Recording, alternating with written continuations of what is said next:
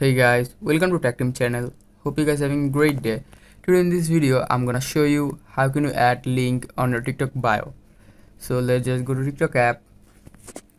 Now here you can see in the bottom right your profile option. Just click on it.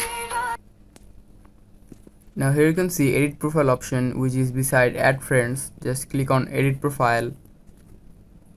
Now here you can see your bio option. Click on the bio. Now just put a link here and click on save, which is in the top right. Now go back and here you can see in your bio a link. If you need to make it clickable, you can just report a problem in help and support and make it clickable. So guys, this is how can you add link on your TikTok bio. Hope you find this video helpful. If you find this video helpful, then give a thumbs up and don't forget to subscribe the channel. Thank you so much for watching the video.